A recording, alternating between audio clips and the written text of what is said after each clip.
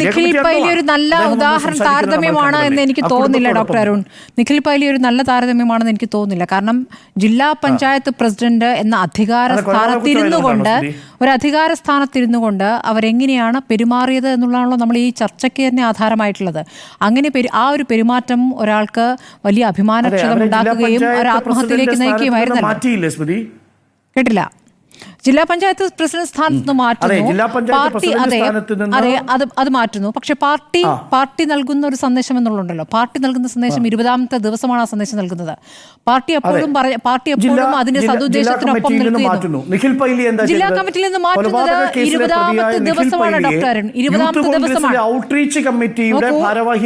നമുക്ക് അവരെയൊന്നും അറിയുകൂടിയില്ല. നമ്മളെ സംബന്ധിച്ച് അധികാര സ്ഥാനത്ത്, ഇതൊരു പാർട്ടിയുടെ സ്ഥാനം, അധികാര സ്ഥാനത്തിരിക്കുന്ന ഒരു രാഷ്ട്രീയ നേതാവ് എങ്ങനെ പെരുമാറി എന്നുള്ളത് അല്ല. ധീരജിന് അറിയുന്നില്ല. ഞാൻ പറഞ്ഞത് ദിവ്യയുമായിട്ട് എന്താണ് താരതമ്യം? ദിവ്യ വളരെ അധികാര സ്ഥാനത്തിരിക്കുന്നു, ഭരണപക്ഷ പാർട്ടിയുടെ പ്രധാനപ്പെട്ട സ്ഥാനത്തിരിക്കുന്നു.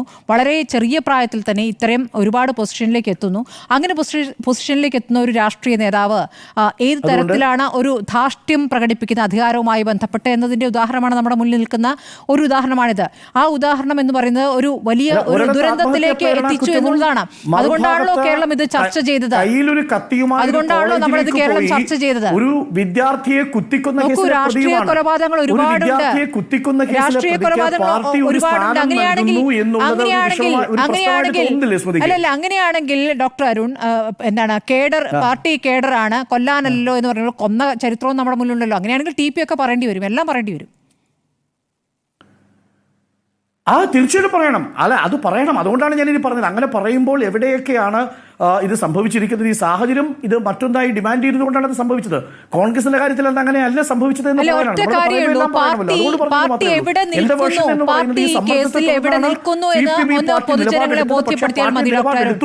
മറിച്ചൊരു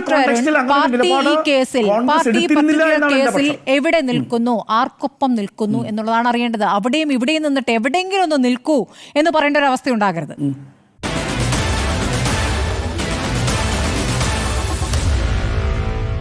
Meet the editors.